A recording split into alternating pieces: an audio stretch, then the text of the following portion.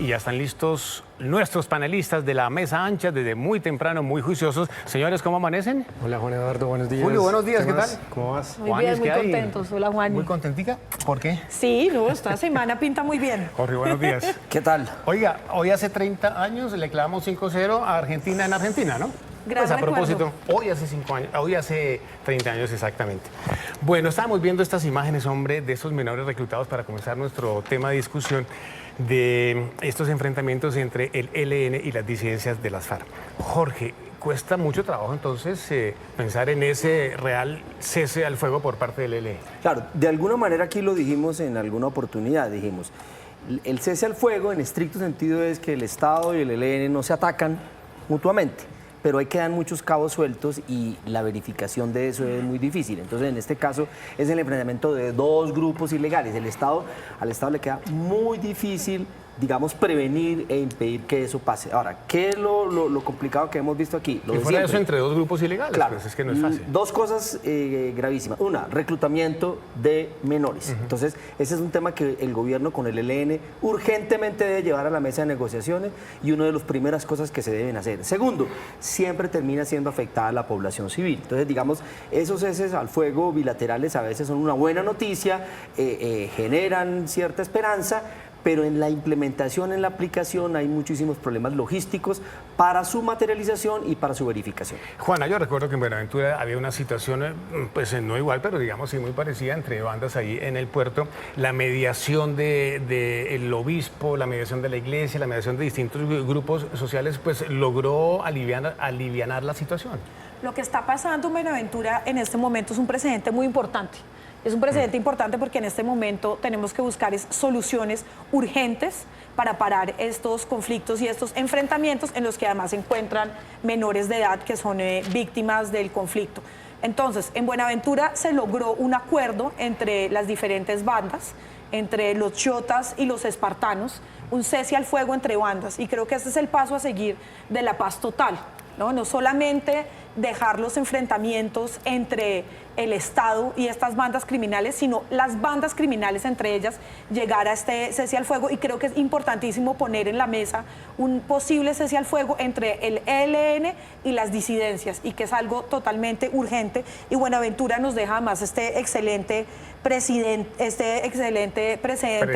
Sí. en una discusión que se tiene que dar en los territorios urbanos, como Buenaventura, y en los territorios rurales, como está pasando en este momento. Me gusta mucho esa idea, debo decirlo. Sí, yo creo que ese es un camino. Ojalá funcionara. Ojalá Se explore. Se explore y salga adelante. Julio, lo que sí es cierto es que el colombiano común y corriente ve estas imágenes, por ejemplo, que acabamos de mostrar aquí en Noticias RCN, y la credibilidad se merma al máximo. Sí, yo creo que los colombianos, la opinión pública, le queda muy difícil entender cómo es que el gobierno está negociando con un grupo que mantiene secuestrados, retenidos, instrumenta menores de edad y los utiliza como soldados en un confrontamiento pues tan cruento. Y es un proceso que este no es el único problema que tiene serios, muy serios problemas de credibilidad desde los fundamentos mismos del acuerdo. Es que no nos olvidemos que hace unas semanas este sujeto alias Gavino anunció que de ninguna manera iban a entregar las armas al final del proceso de paz, ¿no? Dijo que eso ni siquiera estaba sobre la mesa y que el gobierno sabía que eso no estaba sobre la mesa de discusión, entregar las armas. Entonces se pregunta uno, ¿qué es lo que están conversando con un grupo de señores que tienen niños reclutados y los tienen como carne de cañón en un enfrentamiento de estos? No sabemos. Lo que sí es cierto es que cada vez se suman factores ante la opinión pública, ante los colombianos, que le restan legitimidad y credibilidad a este proceso que a todas luces va muy mal. El segundo tema que analizamos ahora está aquí, por ejemplo, decíamos la primera hora, el Frente Común para bajar las tasas de interés, esa decisión que quiere tomar el gobierno, la ANDI, Asobancaria, los gremios, los empresarios, para bajar tasas de interés, que hay un interesante artículo acá. Julio, usted terminó, o arranco con usted acá. El papel de los gremios en esta situación, ¿cómo lo ve usted? Me parece un papel muy torpe, un mal mensaje. ¿Por qué? Es sumarse, digamos, a la hostilidad que ha demostrado el gobierno del pacto histórico y el mismo presidente Petro desde hace mucho tiempo en contra de las decisiones del Banco de la República por razones políticas. Y ahora los gremios se suman a esa narrativa. Yo quiero que recordemos lo siguiente. En Perú, en este momento, la inflación, la última reportada es del 5.6%. En Chile, que son economías con las que nos solemos comparar, está en el 6.5%. En Colombia estamos cercanos al 12%. Es decir, básicamente el doble que dos países de la región.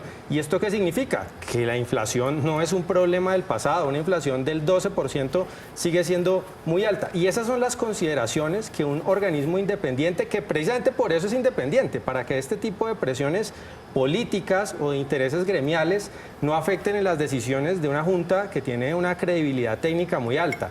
Entonces, es importante que tengamos en cuenta que la inflación no es un problema del pasado, que seguimos teniendo una inflación muy alta y que un proceso politizado de comenzar a bajar las tasas de interés de manera precipitada puede volvernos a terrenos alcistas de la inflación y hay que cuidar esa bajada de inflación que estamos teniendo durante los últimos meses. Necesito café para procesar esto. Bueno, ya le mando traer con mucho gusto. Juana, cuando uno lee el artículo aquí en Páginas Interiores, por ejemplo, de La República, pues encuentra algunos puntos de acuerdo, gobiernos, empresarios, la banca, etcétera.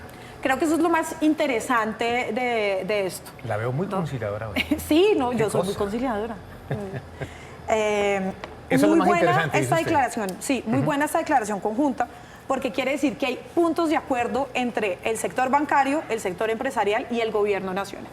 Entonces siempre estamos discutiendo que el gobierno se tiene que abrir a una discusión y acuerdos, y esto es lo que está pasando a través de esta declaración conjunta, que están de acuerdo en que se necesitan bajar las tasas de interés para la recuperación económica del país, y se necesitan condiciones de liquidez que empiecen a mejorar también las condiciones del país.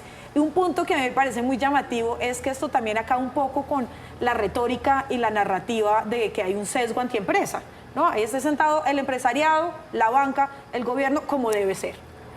Jorge, lo que es cierto es que a uno le interesa que bajen las tasas de interés. No nos digamos mentiras, uno no quiere dinero caro. Claro, que cuando llegue el extracto de la tarjeta de crédito uno vea que ha rebajado un poco la tasa de interés. Eso se demora mucho en llegar porque esa tasa de intermediación bancaria, para que finalmente llegue a la economía, a cada ciudadano, el cálculo es 2 o 3 meses. Pero en la anterior junta directiva, el Banco de la República no subió las tasas y todo indica que están dadas las condiciones para que gradualmente las siga bajando sin perder de vista el objetivo de seguir controlando la inflación, que ese sí es un tema complicado. Y una última cosita, llama la atención que todo el mundo se rasga las vestiduras por presionar y por defender la autonomía del Banco de la República, pero cuando el gobierno, que tiene un voto en la Junta del Banco a través del ministro de Hacienda y los gremios, hace una petición, digamos, en otro término, ahí sí parece una buena noticia. Entonces me parece que a veces frente a la defensa de la autonomía del Banco de la República hay un doble estándar dependiendo de los intereses que están involucrados. En segundo nos volvemos a encontrar en la tercer tema que vamos a tener aquí adelante en el sofá más adelante. 7:04, esta es la mesa ancha y estamos en directo. Volvemos a las 7:19 a nuestro tercer tema de la mesa ancha.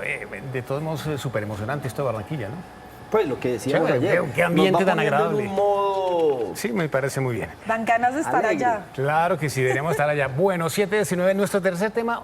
Juana, arranco por acá. Esa subcomisión que se crea en la Cámara de Representantes del Congreso para la reforma a la salud. ¿Usted cómo la ve? Bueno, a mí me da risa pensar que mucha gente ahora está sorprendidísima porque pasen estas cosas en la Cámara de Representantes y en el Congreso de la República, cuando bien sabemos que el Congreso de la República pues no es muy conocido por su transparencia y por lo que llaman jugaditas, pero que son totalmente normales en una discusión democrática. Cualquier congresista y representante a la Cámara tiene el derecho de hacer una proposición durante la plenaria y pues también hay muchos despistados y muchas bancadas que entonces están despistadas y no se dan cuenta de lo que está pasando y después salen a quejarse como está pasando con esto.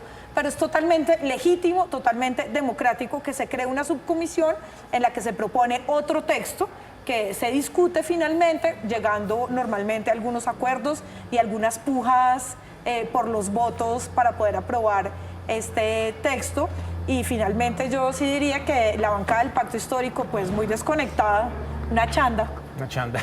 Sí, no tengo más palabras para definirla. Julio, quiero su opinión porque uno pensaría que eso, digamos, una suposición puede abrir el debate y puede crear como más ambiente de diálogo, ¿no? Pues que la verdad no entiendo cuál es el miedo a que esta reforma a la salud integre en la discusión a más actores sociales. Es que aquí no estamos hablando de cualquier ley, ¿no? Aquí no estamos hablando de una ley menor, estamos hablando de una de las preocupaciones centrales de los ciudadanos y una de las preocupaciones centrales de cara al futuro del país. Aquí no hay que olvidar que Colombia es un país en franco envejecimiento, con lo cual siempre ha sido importante el sistema de salud, pero en un país que se envejece rápidamente como Colombia, de aquí a las siguientes décadas, cada vez va a ser más importante cómo funciona el sistema de salud, si es un sistema de salud sostenible, si es un sistema de salud que le ofrece los beneficios que buscan los ciudadanos. Y el pacto histórico nos está diciendo, oiga, cerremos esta discusión a las paredes del Congreso, lo cual le restaría, de hecho, legitimidad social al texto que se produzca, al sistema nuevo que se crea a partir de esta reforma. Al contrario, hay que escuchar a los pacientes que no han sido escuchados de manera adecuada, hay que escuchar a los gremios, hay que escuchar al sector privado, hay que escuchar a todos los actores y no solamente al sector político. Por eso uno no entiende esto y no entiende los reclamos, como dice Juana. Esto es un procedimiento normal, legítimo. Hace 2 años nos tenían acostumbrados a que al Congreso se le presionaba por vías ilegítimas, por vías violentas. Estos mismos sectores que hoy están reclamando, escandalizados, que se pase una proposición supuestamente a espaldas de ellos, quizá por la incompetencia de ellos, porque no atendieron a la votación en la que debían estar atendiendo, pero no se entiende cómo es que antes celebraban medios ilegítimos, medios violentos para presionar al Congreso, y ahora que se usan medios legítimos del trámite legislativo normal, ahí sí ponen el grito en el cielo. Jorge, ¿entiende o no entiende la creación de esa subcomisión? Mire lo que dice la propuesta presentada por la representante del nuevo liberalismo, Julia Miranda, que tiene afectación de salud, le deseamos que pronto se recupere. Sí, dice, señor. para atender la propuesta del señor presidente Gustavo Petro de construir un acuerdo nacional. Entonces, digamos, no debería sorprendernos. ¿Qué es lo que le queda a uno de ver qué es lo que pasó? Que el gobierno y la bancada del pacto histórico no tienen el control de la agenda legislativa. Si ellos consideran, el representante Racero ha dicho que es una jugadita, ¿cómo se evitarían esas jugaditas? De 2 formas. La bancada pendiente de que ese tipo de proposiciones no se planteen o de ser derrotadas en votación, o incluso el propio gobierno en las subcomisiones tiene que tener allí presente, en este caso, a un viceministro que esté pendiente de cómo se está debatiendo. Entonces, lo que uno ve, y estoy de acuerdo con Juana, la bancada del pacto histórico en cuanto a trabajo legislativo, de estar pendiente de los textos, deja muchísimo que desear y eso termina afectando al gobierno. Entonces, si el gobierno tiene problemas de desempeño, no solo es por lo que pasa en el Y fuera de eso, le gobierno, dan 15 días para que entregue sino resultados. en su 2 bancada. semanas. En 15 días tienen que entregar un informe y entonces en plenaria se votará el texto que presentó el gobierno y el texto que presenta la subcomisión. Tiempo que es insuficiente. Uno de los dos debe archivarse o incluso puede haber conciliación en algunos temas.